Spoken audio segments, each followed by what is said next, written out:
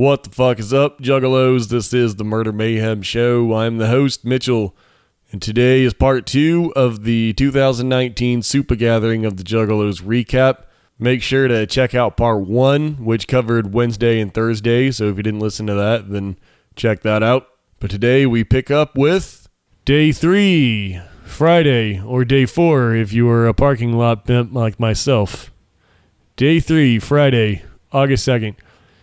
Big things for me this day. Isham seminar. That was kind of my big thing for the day. Hung out at camp until then. Went and checked out the Isham seminar. Highly entertaining. I got to say, this was the best seminar that I saw this year at the gathering. In my opinion, that was my seminar highlight. This was Isham's first seminar. Very entertaining stuff. The first half of it pretty much was just a video that he had recorded that he was playing on a projector, which I don't know how you feel about that. I didn't mind it because in my mind, it's like, if this is what Isham felt like he had to do to say what he wanted to say in a clear manner, then I'm glad he did his due diligence in preparing it instead of just trying to wing it, because it was very well done, very informative. It was mostly about Isham's come up from pretty much birth, if I remember correctly, all the way up to the release of Boomin' Words from Hell. Like, it was mostly about pre-Boomin' Words from Hell Isham history. And it was very profound. It was like a lot about all the hard work that went into making the album, his childhood and stuff like that. And the thing that like really stuck out to me was like, it felt like Isham is finally at peace. Like, for the first time that I've ever heard him talk like this, it felt like he really understood his place in the world. He really understood, like, what he's contributed to the world. I don't know, he seemed content, like, in a way that I've never really heard him sound before. Because, let's be honest, there's been big chunks of Isham's history with Psychopathic where it felt like maybe he kind of resented ICP's success. Maybe he felt a little bitter that maybe ICP was getting the recognition that he felt like he should have been getting. That kind of thing. But at this seminar, he finally seemed like he finally understood like how all the pieces fit together. There was a quote in his video somewhere in there where I don't have it exactly in front of me, but it was something along the lines of like, when he was making Booming Words from Hell and doing all the work, all the grinding that went into it, writing it, producing it, mixing it, getting it into stores, selling it, everything. He said something like, sometimes it felt like we were doing it all for nothing, but now I understand that sometimes, even when it feels that way, you might just be inspiring someone to do something even greater than what you could do. And I don't know if that was the quote exactly, but that was what I took from whatever he had said there. And it sounded to me like he was talking about ICP. Like, he was saying, even if it feels like you're spinning your wheels, you might be doing something way greater than you could even possibly comprehend. And I'm glad he understands that, because it's true. In many ways, he created so much of what we have today as far as the Juggalo world goes. He's crucial, important. And it almost kind of seemed like he was saying, I may never get like the national recognition, but I know what I did and I feel good about it. That was what I took from that video pretty much. He can correct me if I'm wrong on that, but I loved it. I thought it was very well done video. Most of like the visual part of the video was just weird looking like graphics and shit, weird animation stuff that had nothing to do with what he was talking about. The primary focus was clearly on the words that were being spoken. But he did put that whole video up on YouTube, so if you haven't checked that out, I would suggest that. And he was watching it from the crowd, which I thought was nice. When the video started, he got down to the crowd and just started watching it along with the audience, so I thought that was pretty legit. After that portion of it, he did do an actual proper seminar, more typical seminar. And that video was long too, by the way. It was like at least 20 minutes, probably closer to a half hour, if not more. And even after all that, he still did like a Q&A portion of the seminar, and he was taking questions, and I was the second person to ask a question. One person got up and asked something or other, I forget what. Then I got up, and my question was, do you have any new supervillain stuff coming up? And his answer to that was, we're always working on supervillains, which I don't really know what that means exactly. It's kind of a non-answer, but it's a good answer. I like it. I'll accept that. It's kind of the answer I was expecting. Vague. God knows what's actually in the pipeline or not, but I'm into it. I'm sure there is new supervillain stuff being talked about. So I asked that question, and the reason I bring up that I was the second person to ask a question is that after my question, he goes, "Oh yeah, I forgot. Anyone that asks a question gets a free t-shirt." And then the line fucking blew up with sorry, not sorry, a lot of bad questions. There were good ones in the mix, for sure, but you could definitely parse out which questions were honest questions and which questions were just, I want that t-shirt questions. I damn sure went up and got my t-shirt. That was a baller fucking move, by the way. I can't imagine how much money he spent just on giving out t-shirts, because it was a long line. He took questions for a long time, and the t-shirts were nice. They were cool t-shirts, fucking real life t-shirts and Isham t-shirts of all sorts and styles. All the sizes were all laid out on the table.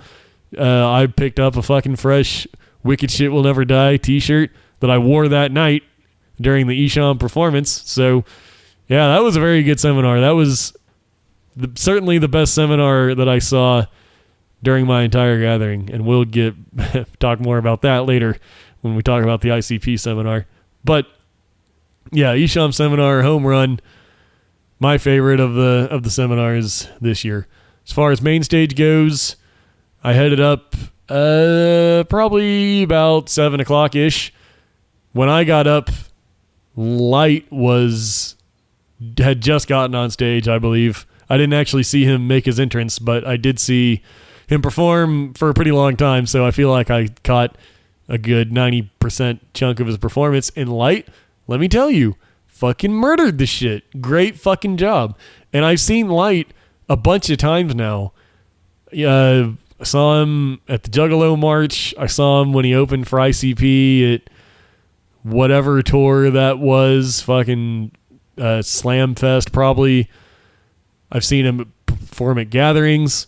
I've seen him around. I've seen him a handful of times, and we were starting to hit this point of like, okay, you've been performing off of the same EP for fucking 2 years now. I feel like I've seen the same show over and over again. You got to inject some new life into this thing, and that's exactly what this performance was. This was like the new Light. He was sharp. He looked very well rehearsed. He had that dude Ant out with him as his hype man, the guy that does the hook on Satellite. He's part of Light's Monstar crew. They both had Monstar t-shirts on, looking fresh as fuck. So that was the shit. They did a lot of the hits, quote unquote, the hits, the fan favorites, I guess I should say, and a lot of shit that I'd never heard before. Some of them may have been some old Light songs. I don't know. I think most of them were probably new songs that he had been working on. So there was some new shit in there. He fucking nailed every song. Did a great job. One of the highlights was when he pulled someone up on stage from the crowd to perform Mad Real with him, his song Mad Real. He pulled someone out from the crowd. He goes, "Who here knows every word to Mad Real?" And there was a few volunteers. He pointed someone out and he was like, "Are you serious? Don't fuck me on this." The guy was like, "I'll try." He brought this dude on stage, and the dude fucking killed it. He did a great job, because when he got up there, I was like, man, this is either going to be awesome or fucking cringe as fuck. This guy could totally fuck this up. He didn't fuck it up. He did a good job. I wouldn't say he actually knew every single line, but he knew enough. He fucking got the job done, because Light was like doing lines and letting this guy finish them, and he was hitting them. There was never like an awkward silence. He was more of a hype man than anything, but he did a great job. So that was a highlight. That was the shit. I thought that was great fun to watch. And if I recall correctly, he actually brought Big Hoodoo on stage with him as well at the end. Memory kind of fails me, so don't quote me on that. But yeah, Light did a great job. I thought that was the new Light. I think this is maybe the first of what we're seeing of a whole new Light. So definitely looking forward to what he's got coming in the pipeline. Isham was after Light. He did a great job. He had his guitarist on stage like he's been doing lately. Did a lot of his good songs. I had fun watching him. Always a treat to watch Isham, especially after the seminar. Somebody actually asked him at the seminar, by the way, they go, "What about the rumors that you're never going to play at the Gathering again?" And he goes, "How can I never play the Gathering again when I'm here right now?" Which is like such the perfect response, because it's like, yeah, dude, what kind of a weird question is that to ask someone at the Gathering? And I remember that rumor. The rumor started by Isham himself. He's the one that said that initially, whenever that was, last year, 2 years ago, whenever. But it's like, okay, yeah, I know what he said, but you're looking at him right now, so what the fuck? Can't you do the math on that yourself? Either way, he fucking killed his performance, as always. It's never a bad time watching Isham, in my experience. Okay, after Isham, Ghostmane. Holy shit. Talk about some fucking weirdness. Ghostmane's music I didn't really know shit about. I kind of checked out some of it before the Gathering just to see what to expect, and it was weird as fuck. I mean, honestly, like from the start though, I knew that he was going to get over. It was obvious as soon as he took the stage, because he had like some girl come out on stilts. And whenever you start your show with theatrics like that, it's like, all right, this guy's going to do just fine. I'm not worried about this guy at all. So he came out, he had all kinds of bizarre theatrics. His music was hype. It's not really my style of music, but in a live setting, it's definitely the kind of music that gets the crowd going. He had an awesome mosh pit happening. He definitely set that shit off. So people were getting into it. Theatrics were getting weirder and weirder as the show went on. And by the time he got to the end of the show, it was getting to be a little too much for me, because he had like these dominatrixes coming out riding these half-naked fat dudes around on stage. And at that point, I was like, okay, this is probably past the tipping point of what I want to see up there. You want to fucking girls on stilts, whatever the fuck else. He had some dudes like in like gas masks that were like spraying fog into the crowd. That was the shit. That looked cool as fuck. I was on board with that shit. Once you get to like dominatrixes riding naked fat guys, then I'm like, all right, I get it. I get it. You're weird. Let's move on. That's just me talking, though. A lot of people were really into it, so I definitely respect the performance of it all. It's just, for me, it was a little much, but definitely not hating on him. He got the crowd lit as fuck, and at least he saved the naked fat guys for the end. That was the big showstopper, I guess, because I don't know where you go from there. After Ghostmane, Bone Thugs, they were the shit. It was 4 of the Bone Thugs. You were only missing Busy, but didn't matter. They fucking killed the shit. I've seen Bone Thugs at least once before, maybe a few times. It's kind of hard to keep track at this point in my life, which is awesome. What an awesome life I have that I can't even remember how many times I've seen a legendary group like Bone Thugs, but they definitely did all their hits. They did a lot of their fan favorites. They did tributes to Easy, of course. They did tribute to Tupac and Big. They fucking got all that shit out. They did a great job. Great performance. Good stuff. Everyone knows that Bone is down with the Juggalos. Have been for fucking a long, long time. They're some real ass dudes. And the headliner for this night, Tech 9. Fucking love Tech 9. Of course, what am I, a fucking idiot? Tech 9, one of the all-time greats. All-time greats. Love Tech 9. I'm on board in a big way. Always have been since fucking Angelic. Old school, back when it was only the Juggalos fucking with him. A lot of his new fans maybe don't want to admit that time ever existed, but I remember because I was fucking there. When it was the Juggalos putting him on in his come-up, I was there. And I was one of those Juggalos putting him on, because I remember back when he put Absolute Power out for free. That still like goes down in my mind as like one of the all-time great baller business moves in music history, because he was ahead of his time on that shit in a big way. That was when like illegal downloading was a real hot topic in the industry, and he put out that whole album for free under the theory that if it's good, people will support it. And he was fucking right. So he was kind of a pioneer. I mean, he saw where the business was going. He was way ahead of his time that way. So I remember Tech Nine. I've been a huge fucking fan this entire time. He doesn't always do things I agree with, but he's only human. Who out there does things that you agree with 100% of the time? Not many. So that's fine. Sometimes he says and does shit that I don't like and I don't agree with, but fuck it. I'm a big fan. Always puts on amazing performance. I've seen him so many times, and it's always awesome every time. I can't even fathom like walking away from a Tech Nine show being disappointed. I don't even know what universe that would happen in. He always brings 100,000% to every performance. And Chris Calico, big time, big, great show. One teeny tiny little bit thing, little thing. He did say last year that he can't perform Areola anymore because he got in trouble doing it, and so the only place he was ever going to perform it again was the Gathering. So everyone remembered that. I don't know if he said that like not really meaning it. Like maybe he was just saying it just to say it, but the Juggalos certainly fucking remembered because they were hyped to hear it. They were excited to hear it. But when he was about halfway through his performance, he addressed it. He said, "Yeah, I know I said that I was going to perform Areola this year, but I forgot, so I didn't rehearse it." And you could like feel the deflation in the crowd, like, oh, because it's like, come on, man, stick to your word. If you're going to make a promise like that, you know how big that would have gone over? Like that kind of took some of the juice out of his performance. So that's the one thing that I could comment on if I had to poke a hole in his performance in any way, it would be that. Other than that, fucking awesome. I love most of his live set. Like the songs that he does live, I usually like pretty well. He closed with Hood Go Crazy, which I'm a big fan of. I love that song.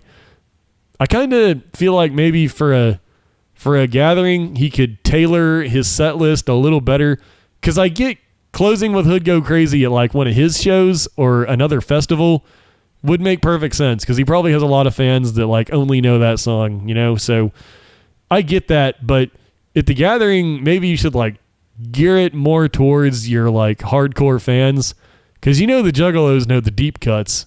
The ones that are watching Tech Nine at the Gathering, they want to hear the deep cuts, I think. So if I could give any advice to Tech Nine, not that he's fucking asking for advice from me, but Tech Nine, if you're listening, I love you, big fan. Maybe think about customizing your set list for the Gathering a little more next time. So that's all I'm saying. I'm looking out for you, bro. I'm giving you this advice for you. Don't do it for me. Do it for you. But the Juggalos love you. Great time with Tech Nine. Didn't have any problems with him at all. Stage was actually... Oh, right. One thing I forgot to mention here, because I'm just looking at the timeline, was... I believe this was the night that Token got pushed in, because Token was supposed to be performing on Thursday, and apparently he, I don't know, couldn't make it for whatever reason, couldn't make it. They managed to squeeze him in on Friday. So I kind of have mixed feelings about this. For one, I don't give a shit about Token at all, so my feelings about Token don't factor in to my opinion here. I feel nothing about him. One way or the other, good or bad, he means nothing to me.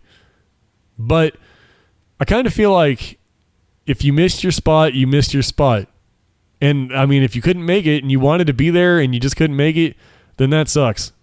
And maybe if you're like a real hardcore, like Juggalo favorite, maybe you could make some exceptions there. But I don't think a guy like Token, who has no real connection to the Juggalo culture whatsoever, should be given that kind of slack. I think that should just be a situation of like, well, you missed it, so you missed it. Because I think by Friday, I think a lot of Juggalos didn't even want to sit through them. They wanted to see Light. They wanted to see Isham. They wanted to see Bone. They wanted to see Tech. And when Token came out, I felt like people were just like sitting through it because they had to. And it was not even a good performance. I thought he was bad. I thought his music was not good. I thought his performance was not good. He made a weird comment at one point about how somebody ruined his shirt because I guess somebody threw something on stage and messed up his shirt. And he made a comment about it, which I think was the wrong move. You shouldn't piss and moan about it. You should just act like it didn't happen. Instead, he was like, someone ruined my shirt. I don't remember what he said exactly, but I remember thinking like, come on, dude, don't be lame as fuck. And not only that, more towards the end of his set, he brought it up again. And he was like, well, since my shirt's already ruined, I might as well take it off. And then he did like his last few songs with his shirt off, which was weird. So I wasn't into that shit at all.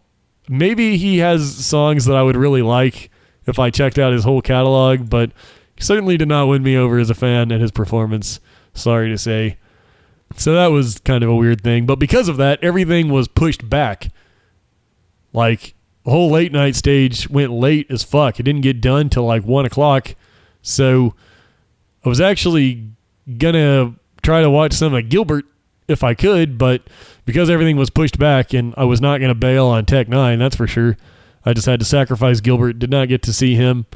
Fortunately, they didn't start Have-Nots until Tech 9 was finished. I don't know if that was on schedule or not, but either way, they didn't start Have-Nots until Tech 9 was finished. That was happening on the Shazam stage, and I watched the Have-Nots, and they fucking killed the shit.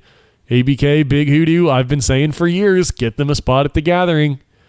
And someone finally made the right call this year, and the Jump Steady, I guess. I mean, he's the one that would decide that kind of thing, I think. So definitely a move that I agree with, and just as I thought, it fucking went off great. They fucking killed it. They did a lot of the songs from the Have-Nots EP that had just come out, which I bought, by the way. I did pick up that Have-Nots low-budget EP, as well as an ABK tampon juice at his merch table.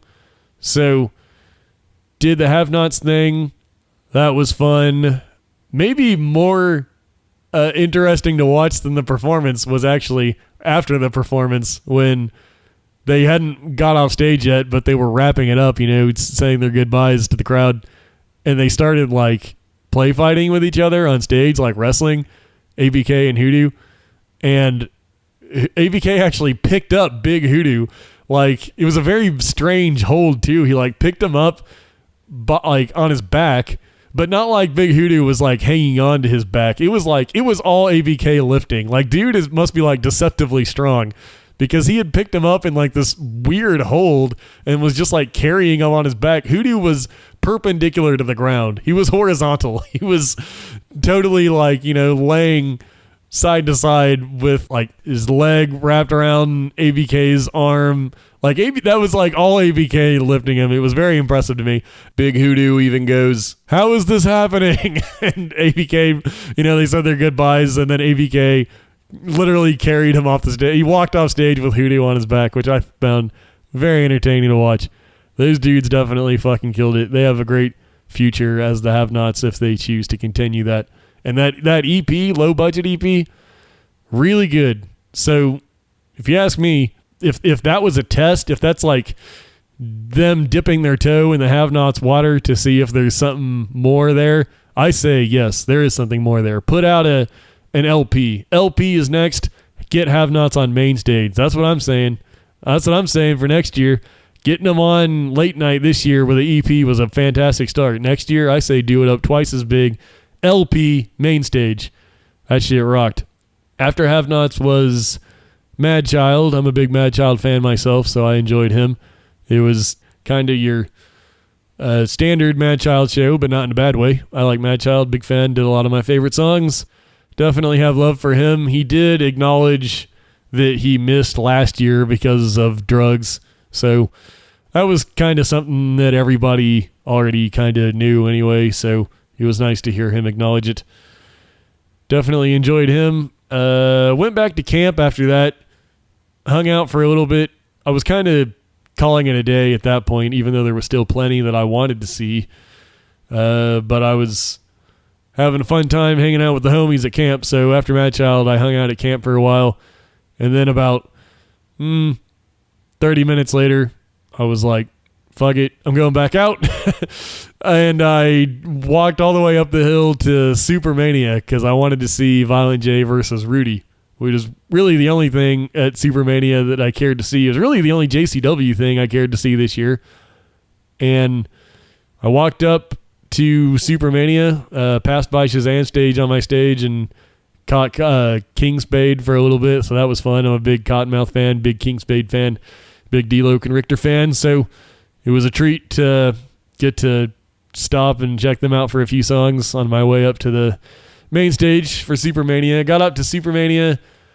Let me tell you this. This is the first gathering since KG has parted ways from Psychopathic, and it really took a lot out of Supermania, if you ask me. Like, without his commentary with Shaggy, it was a lot less interesting than it was. Like, with Shaggy and KG doing the commentary together, that was always, to me, like, more entertaining than the wrestling moves, just like hearing them make jokes and shit. But without that, it was just kind of boring, you know. There was no commentary at all. It was just wrestling. It's cool if you like wrestling and all, but for me, I was mostly just killing time until Jay and Rudy. That was all that I was up there to see, and it took a long time. Like, I thought that I had planned it so that I could get up there near the end so I could see that, but I still felt like I was sitting there for like a fucking hour waiting. And there was still some good stuff in the meantime. I got to see Weedman and Sabu and Pondo and other JCW favorites, so it was fun. But as far as Jay and Rudy, it was kind of like a low impact match. There wasn't any high flying. I mean, it's kind of what we all expected. You got like two aging men, one of whom has a serious heart condition, one of whom has had his own struggles with health and weight in the past. They're not exactly in peak physical condition. This was kind of what we expected. It was very low impact. There wasn't like a lot of like slams and stuff. It was mostly just like punches. But it's always good to see Jay and Rudy anyway, and part of that is probably people throwing stuff into the ring. Remember, for a few years there, they got on this don't throw shit campaign that was like, if you throw water and stuff into the ring, then it's going to fuck up the moves and it's going to make the matches suck. I don't know if that was a factor in this. It probably was a little bit, because people were throwing stuff like fucking crazy. That don't throw shit thing was good for a couple of years, but believe me, we are apparently full on back to throwing everything imaginable, because water was just fucking flying. Beer cans, Faygo, whatever. It was flying into the ring the entire fucking time. So if the matches suffered because of that, I don't even care, because ultimately everyone's there to have fun. And if the fun part to the Juggalos is throwing shit, then I say go ahead and throw shit. Who cares? I mean, this is all for us anyway, so it's like, if that's how we want to have fun, then that's what we should do. If we don't care about the moves and the matches being lame, then fuck it. Go on throwing shit, as far as I'm concerned. So I don't know if maybe that caused the match to suffer at all, but either way, the gimmick of Rudy and Jay was that if you tagged DJ Clay, who was there doing the turntables, as he always does for JCW, if you tagged him, then a surprise guest would come out and help you fight in the match. So that was the gimmick, and Jay was getting his ass beat for like most of the match. It was mostly just like Rudy pummeling him, and then Shaggy, Violent J's enforcer for the match, pulled out the magic blunt, handed that off to Jay. Jay took some puffs of the magic blunt. He hulked up, and he still didn't like fight back really, but he was at least able to withstand the punches. At that point, Rudy was punching him, but he wasn't doing any damage. And then Carlito comes out to help Rudy, and Jay passes the magic blunt to Carlito. Now all of a sudden Carlito's on Jay's side. Swerve. So, each of them are going out and tagging Clay, getting the wrestlers, surprise guests come out, forget who exactly off the top of my head. I think perhaps Congo Kong may have been in the mix. I don't particularly remember, but the last surprise guest was Too Tough Tony, who came out on behalf of Team Rudy. And Too Tough Tony did his famous finishing move, the Flaming Fist, where he pours the liquor on his hand, sets it on fire, and punches his opponent in the face. He did that to Violent J, whose face actually caught flame for a few seconds on his way down to the mat, which was by far the coolest looking thing of the entire match. If someone out there has like a good high quality picture of Violent J with his face on fire, then that's a real money shot, because that was cool as fuck looking. I was legitimately concerned for Violent J for a bit, so I mean, as far as I know, he was fine, but it was one of those moments that's like, oh shit, because it was like, it lit up for a good 3 seconds at least, but I don't know if that's because of the paint or what happened there, but either way, knocked Violent J out, he was down, and Rudy won the match, so that was the conclusion of Supermania.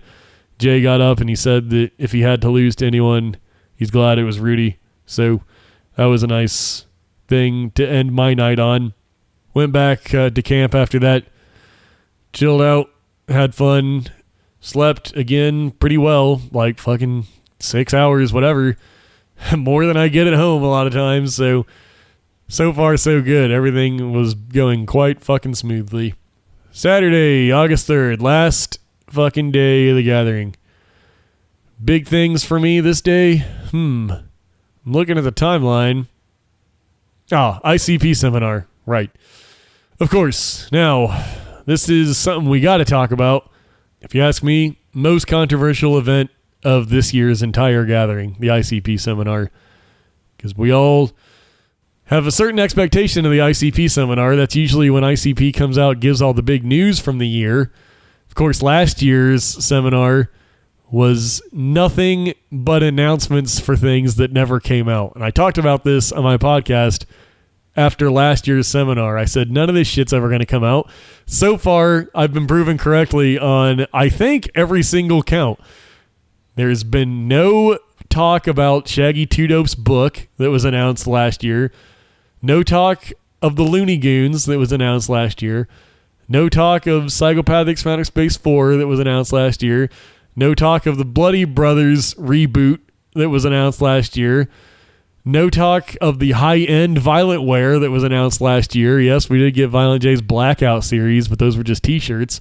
The seminar last year, he was talking about like high-end fashion Violent Wear. Never heard about that again. So last year was just a bunch of bullshit that they didn't even have ready. It was just stuff that they were...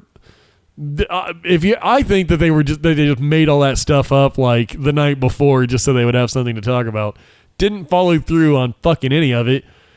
So this year, it was like, are we finally going to hear some updates on what is up with that? Not to mention fucking, DCG Con? Not to mention whatever any other number of Juggalo topics that you could talk about. No talk of any of that. No talk of anything at all. In fact, the entire ICP seminar this year was Jay Shaggy and Trey Pound performing dog beats as the Inner City Posse.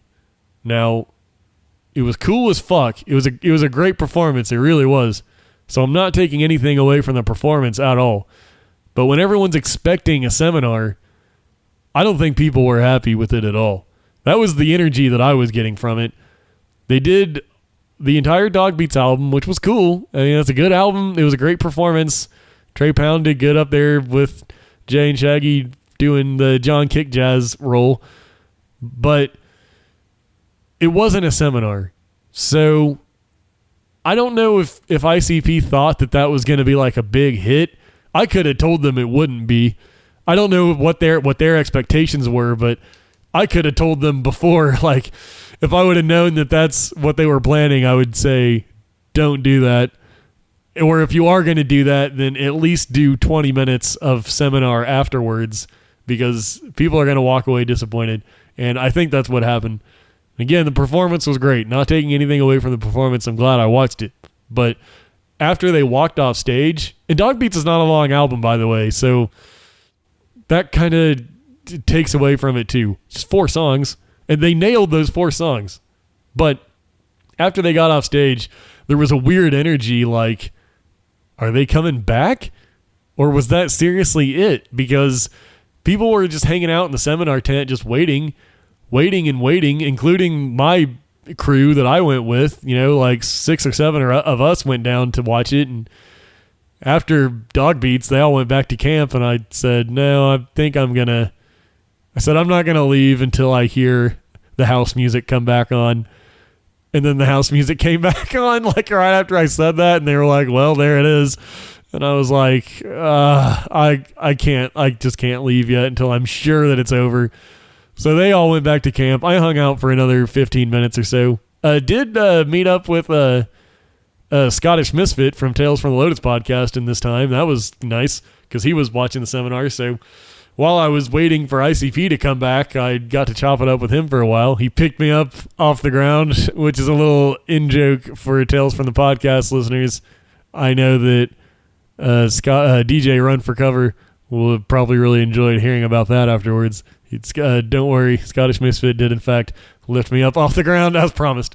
So it was nice getting to talk to him. I'd never met him before. I believe it was his first gathering. He seemed like he was having a great time, so that was good. Talked to him for a good 10 minutes, whatever.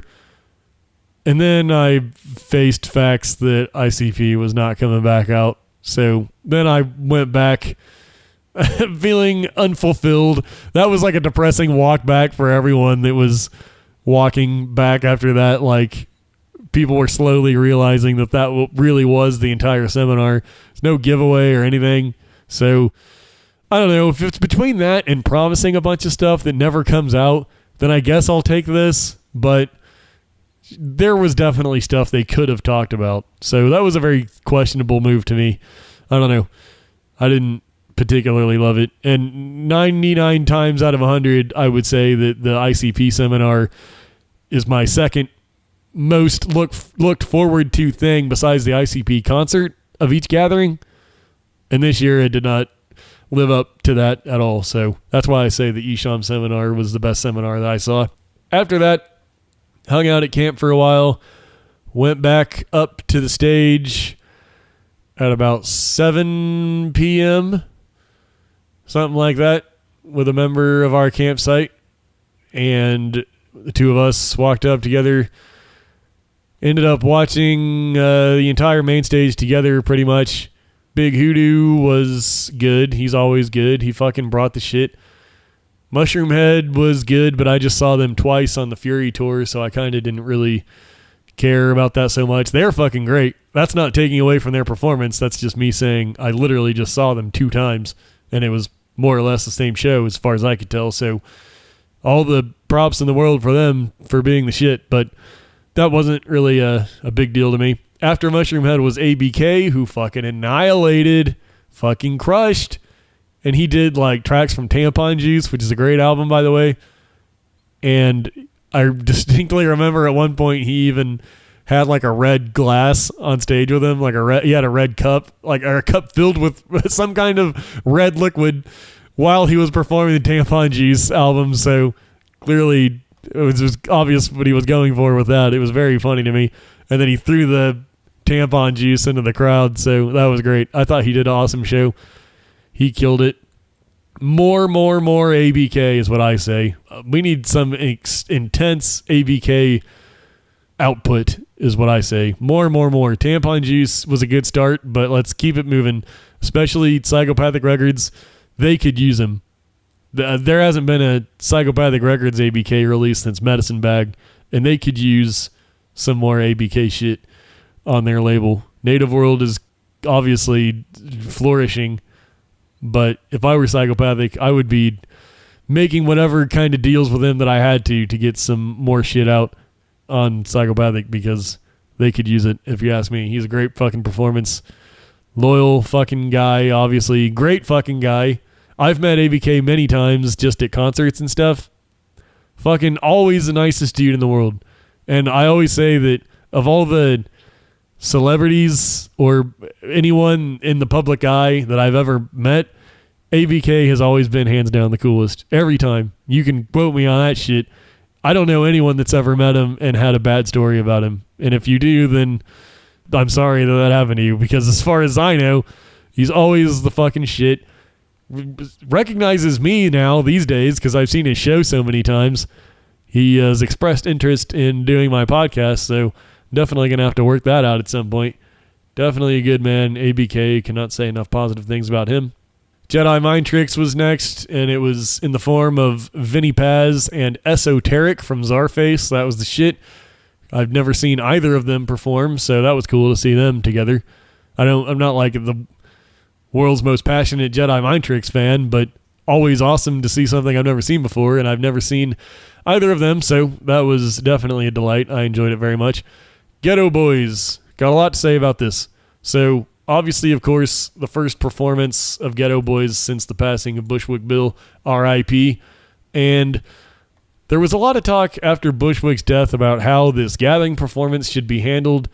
Some people were telling me that they thought that Ghetto Boys should just cancel the performance. Some people were telling me that they should have so-and-so stand in for Bushwick.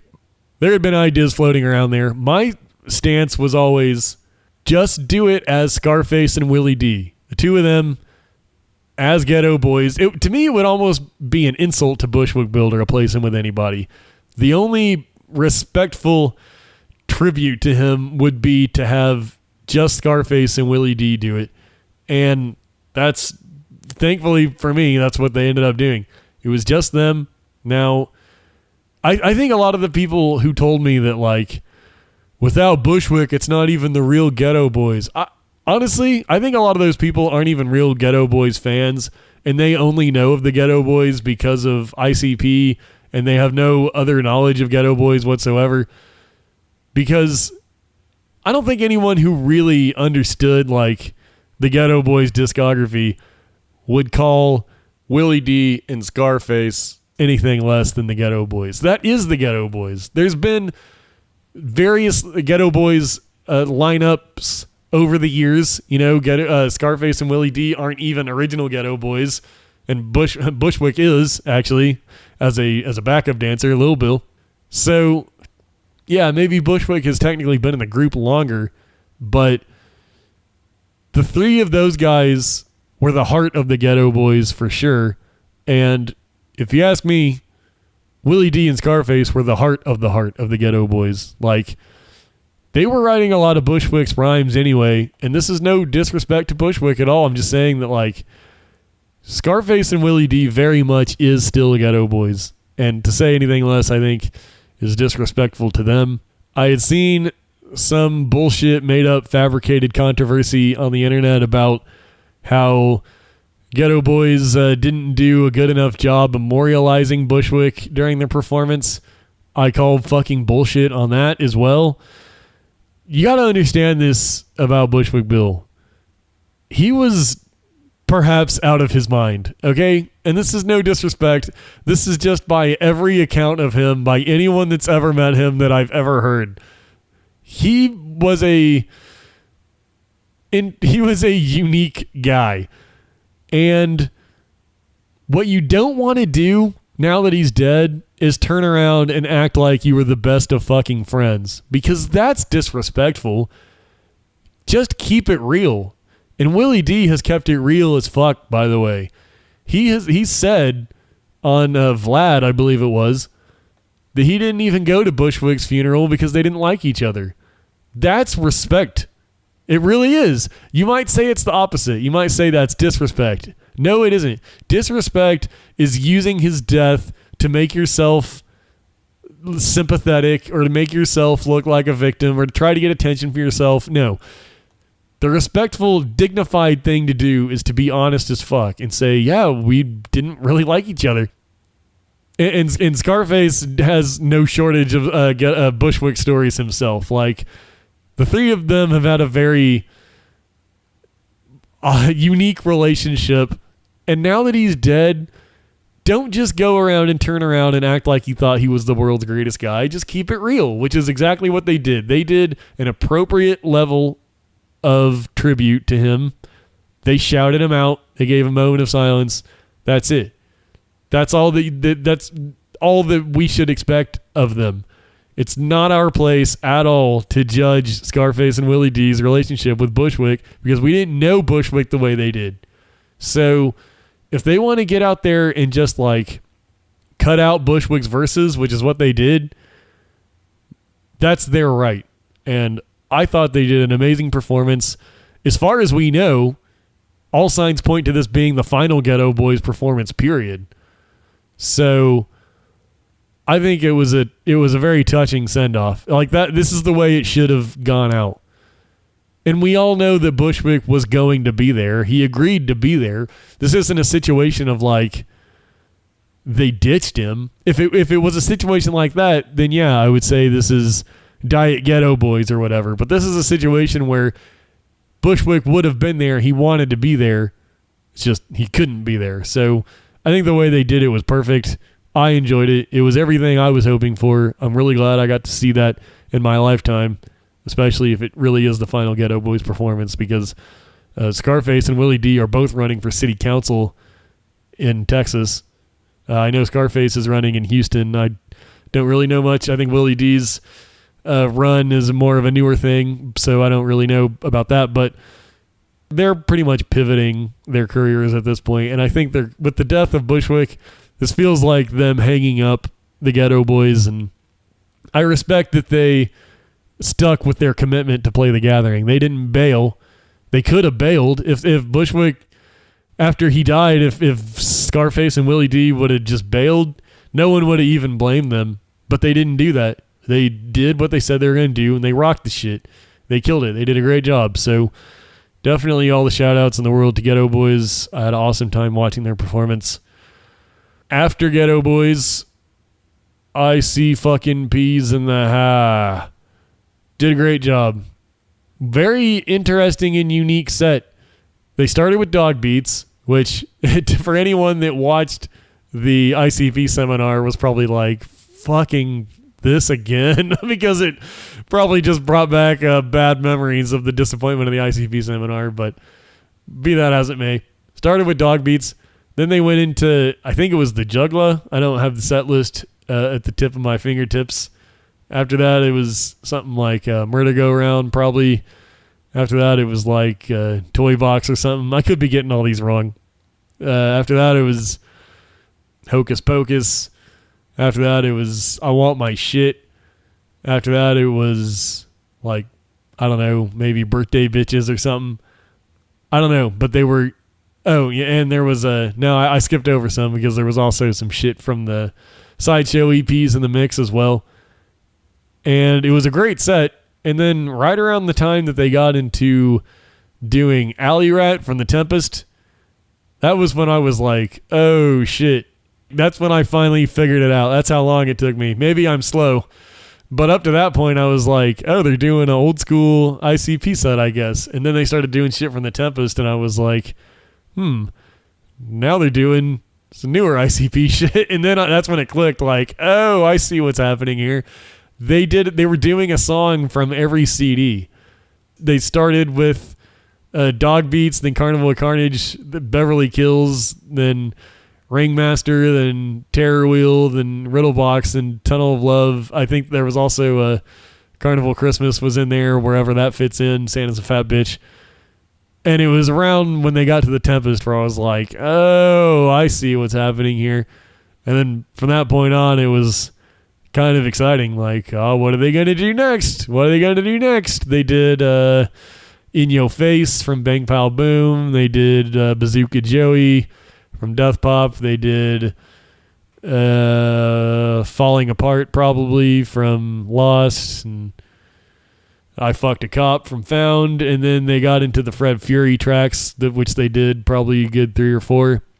Some of them they'd never performed before at all, so that was nice. West Werner Ave they did, Freedom they did, so they did a few tracks from Fred Fury, then they got into some Flip the Rat. They closed with Be Safe. So that was their closer. Juggalo Armageddon was Be Safe.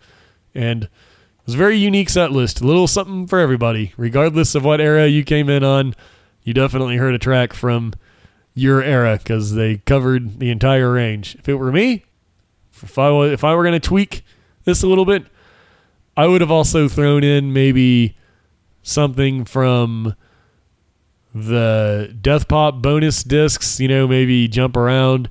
I would have thrown in probably something from House of Wax. I would have probably thrown in something from the Phantom EP.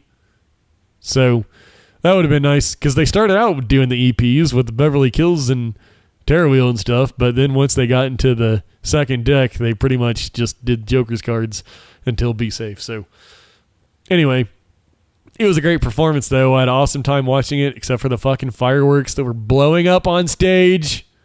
Didn't like that. Cut that shit out. As far as ICP goes, they killed it.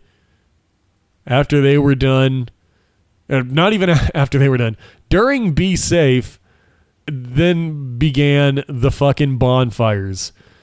Bonfires in the crowd that are going to end the gathering. We're going to run out of places to have it, because someone started a fire in the crowd and juggalos went crazy. They reverted back to fucking Neanderthal times, throwing things into the fire as sacrifice.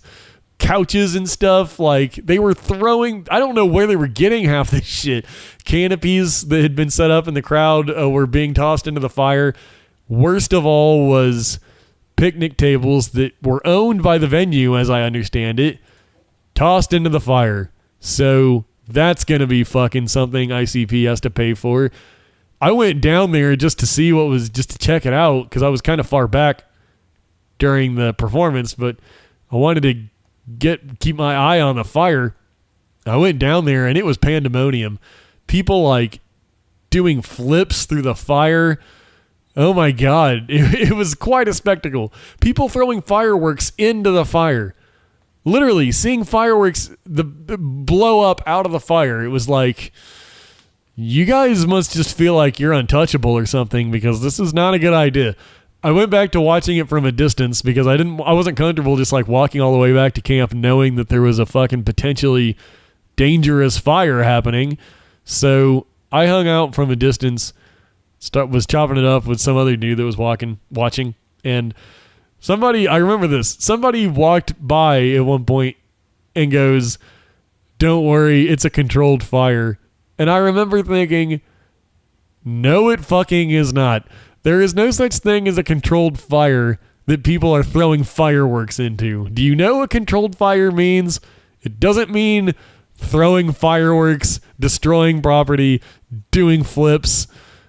That is not a controlled fire. It was out of control. It was an out of control fire is what it was.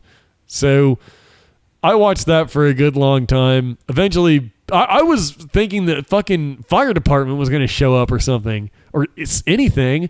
At least someone on a golf cart with a fire extinguisher, which there were a few attempts to put it out, none of which I guess panned out. But I was expecting like a real attempt to put the thing out, which nobody seemed interested in doing. So I watched it for a good long time until I felt comfortable with walking away from it. And then I went back to camp. I was planning on staying the night and packing up the next day, and then I started seeing fires popping up at the Shazam stage. So like I said, I had something of a view of the Shazam stage from camp. I couldn't ever see the performances, but I could at least see the fire through the trees. So once that started happening, I was like, fuck this. I wasn't comfortable going to bed at night knowing that people were just lighting fires all over the fucking camp. So I packed up my shit and pretty much headed out that night. So, all in all, fantastic gathering. Of my 6 gatherings, I would rank this number 4 of 6. If that sounds low down the list, just keep in mind that competition is stiff as fuck. I mean, these are like 6 of the greatest times of my life. So number 4 is not bad at all. It might be number 4 on my gathering list, but it's definitely in my top 20 of all-time life memories. I mean, make no mistake, it was an awesome, awesome, awesome time. The only gatherings that I would put under it were my second gathering, 2012, because I ended up having to leave halfway through, and Oklahoma City gathering. Besides those two, I would put this one at number 4. If in case you're wondering, number 1 would be 2015. Number 2 would be 2011. Number 3 would be last year, Whoopstock. So I put this right there. I like the grounds. I didn't mind the walking. I didn't mind the hill. I could fucking do it. If I didn't have a car pass, it would have been rough as fuck. I can tell you that. So another shout out to Sugar Scoliosis for hooking that shit up for sure. If there's anything I can ever do for her, just ask. I even tried to pay her more than the ticket was worth and she wouldn't accept it. She sold it to me what she paid for it. So definitely a class act. If I didn't have that car pass, my gathering possibly would have sucked ass.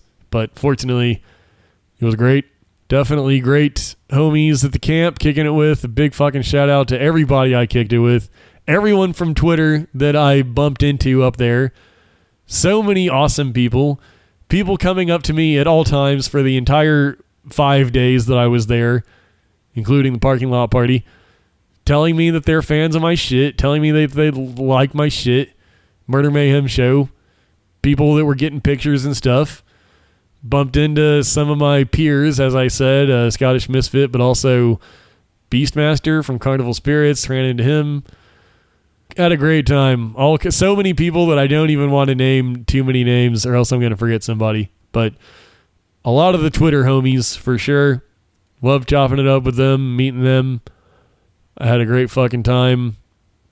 Probably more things happen than I can even remember. It's the little stories that really stick with me. Like on the 4th day, on Saturday, when we were just hanging out at camp, there was a point where Rude Boy drove by on a golf cart doing God knows what. I don't know. He was just cruising the gathering, I guess, but he rode by and he stopped on the road next to where our campsite was, our crew. I don't know why. I think maybe he was giving someone a ride and he was letting them off. I'm not sure exactly what he was doing in that part of the grounds, but he had stopped for a second while he just happened to be right next to our campsite. And I shouted at Rudy, I go, "You kicked Violent J's ass." And he goes, "I left him a bloody mess." And it got like a big pop from our whole camp. We're just like, yeah, fuck yeah. So that was the shit. It's little moments like that that I treasure forever. Like even more than the performances a lot of the times. Stupid little things like that are just like the lifetime memories that make the gathering so fucking awesome. There was a similar experience on a parking lot day, before the first day where we were all hanging out and Keegan drove by on a golf cart and he saw us hanging out and he goes, "Hey, there's a 5-chair maximum," just joking. He goes, "It's a 5-chair limit," because there was like 10 of us hanging out. And someone in our camp goes, "Since when is there a chair tax?" And then Keegan goes, "Chair tax." And then he drove off. Now, this sounds like a nothing story, but those are the stories that mean everything to me. Fucking making Keegan laugh, making Rude Boy laugh, fucking... These are the people that I fucking look up to in life. Just seeing them walk around like regular people like me. It's inspirational. It's truly a great, it's a touching experience, likes of which that non-juggalos will probably never understand. Awesome time. Great friends, great conversation, talking juggalo shit all day. The way I talk about juggalo shit on this podcast and on other people's podcasts, that's all we do at the gathering. We just talk juggalo shit. What's your opinions on this? What's your opinions on that? All we fucking talk about.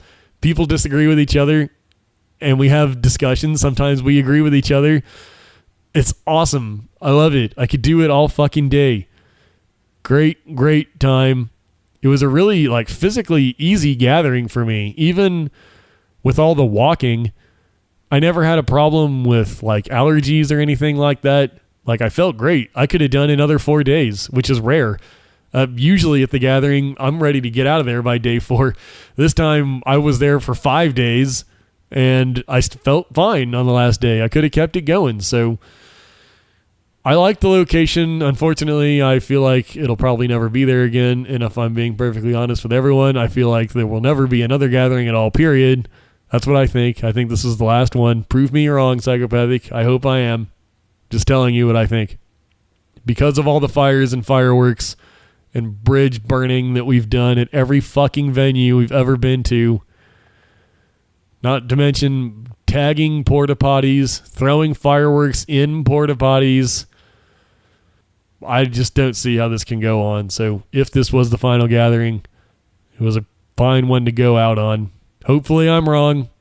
Hopefully I'm dead fucking wrong. Just telling you what I think. So that was my gathering experience, top to bottom, at least as well as I could remember. There's certainly dozens and dozens of things that I didn't even get around to, because that's just how the gathering is. 24-hour party. Loved it. Great time.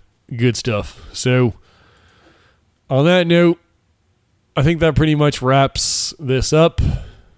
I know as soon as I stop recording, I'm going to remember something I really wanted to talk about. But I guess that's my problem. So until next time.